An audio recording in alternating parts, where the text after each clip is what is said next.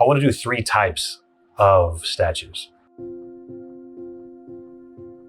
With the company, what I needed was a really good sculptor. And Travis went to school for sculpting specifically, is that right? That's correct. I met him at RetroCon last year and I had him draw a picture for me. I originally hired him to just do drawings.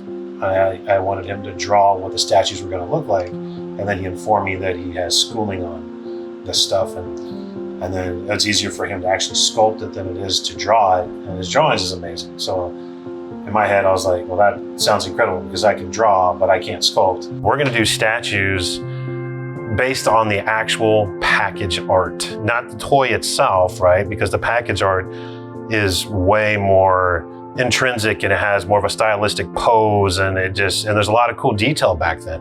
I'm thinking about figuring out a way to make awesome statues from this art right here, make it look exactly like that art in that pose.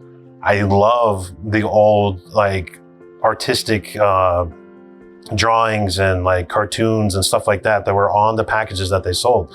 It's really nice. It looks wonderful. And to have that into like a sideshow looking statue would be amazing. That might be something I think the real collectors, the kids at that time, when they looked at that art and thought, man, wouldn't it be cool if they turned this into a cartoon or like some sort of animated movie? It'll be so great. Like they can look at that and it can inspire them every day just to have that adventure again, but in a stationary, beautiful 1/3 scale statue. I want to do 3 types of statues. So truth, right, is the objective standard by which we measure reality. Then I want to do a reality version of that true legacy statue. So what would it look like if it was real? In a lot of art, like the original art, they were like kind of quickly producing stuff and slapping it on, to be like a selling thing. But if you look at it, it's impossible for the pose to be that pose in that art picture. And maybe if we did a statue, the statue couldn't stand. He straightens it all out and makes it function and look good. So we take the pose that he designs from the original artwork and we give it to the ZBrush artist. And then he cleans it up. And then do a hybrid, right? A 3rd statue. So let's just take He-Man, right? You get He-Man, do the original. Then you take him and you make him look as real as possible, but with the bone structure in his face that makes him look like, okay, that's where they got the toy from, was that guy. And then you do a hybrid of both, where it's like kind of like a supernatural, fun version of it that's hyper realistic.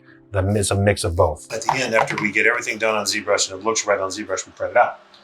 After we print it all out, we glue it all together according to whatever we spent to print out in pieces, prep it, and if there's anything missing on that, or does something needs to be changed, he'll add clay to the 3D print.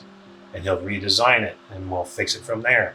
And then we'll cut it up, do a cast, and then have that be the official design. So the people who want those versions, right? They're all related to reality. They're all related together, and they're all kind of fun. So we get to respect the legacy, we get to respect the reality, and then we get a hybrid where we get both. I want to do that with every statue we do. We always get 3 options.